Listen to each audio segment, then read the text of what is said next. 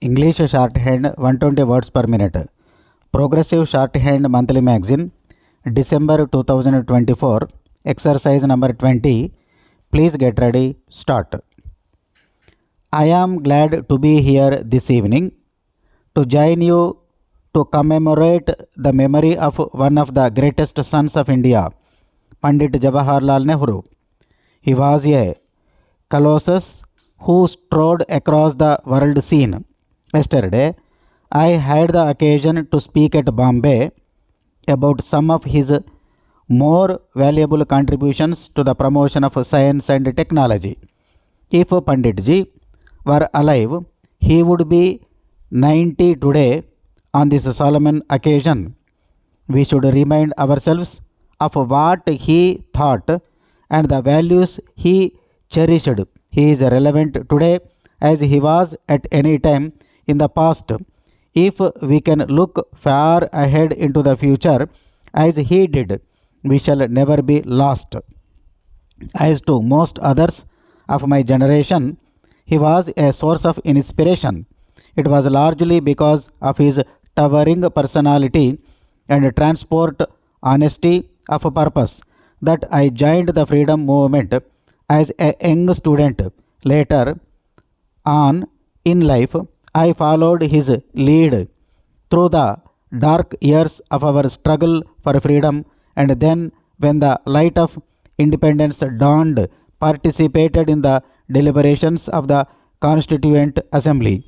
Of such I was a member. His invaluable contribution to the constitution making process is part of our history and partly portrays the character of this great democrat, liberal in thought and action, and true to the best of our ancient traditions. Later, I came into very close contact with Pandit Ji in 1951 when he nominated me a member of the working committee of the then Indian National Congress. I had thus the privilege of growing up, so to speak, under his banner and to have imbibed some of his wide and far-seeing vision, his conception of the international community and his inborn liberalism.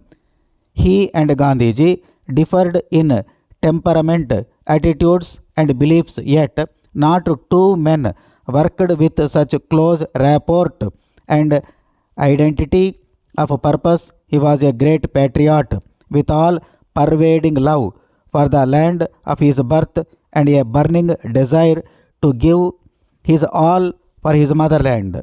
The sterling quality led Gandhiji to remark on one occasion almost 50 years ago that the nation was safe in his hands.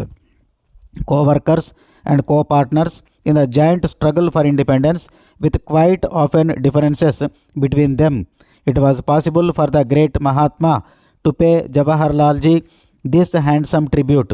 He says that he does not understand my language as such. Nehru was brave, chivalrous, hardworking, a thinker and writer, a man of action, never lacking in leadership, impatient perhaps with indecision and inaction. He was always tolerant of another person's point of view. This quality to once singled him out as a true democrat.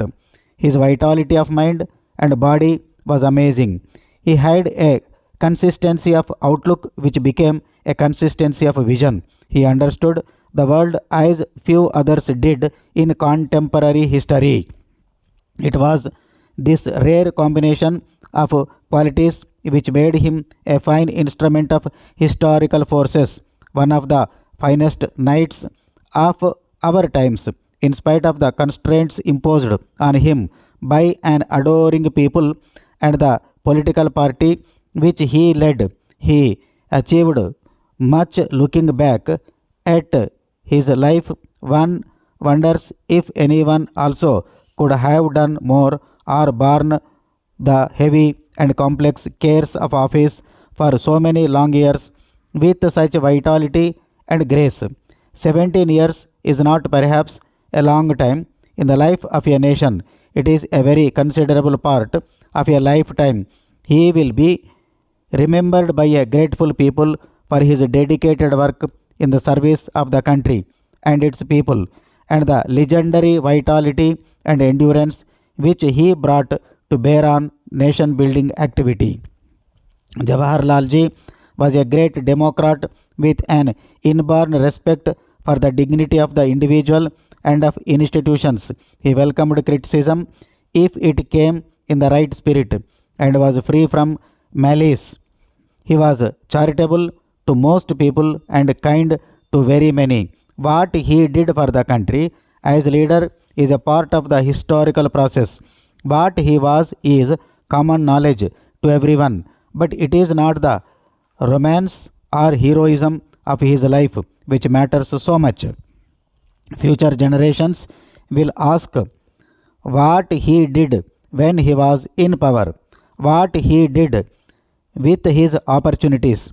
The answer will surely be that he laid the foundations of our secularism, our democracy, our planning and development, and our foreign policy.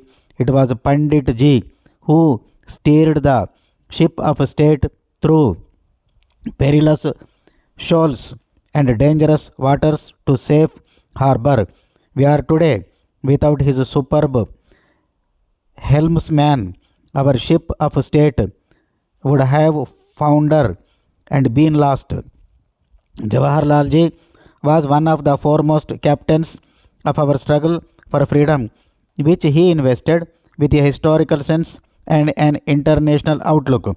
He taught us the interdependence of peace at home and peace abroad, the connection between our freedom struggle and the freedom struggle of other peoples. He understood the importance of social and economic change and initiated the processes of that change for us.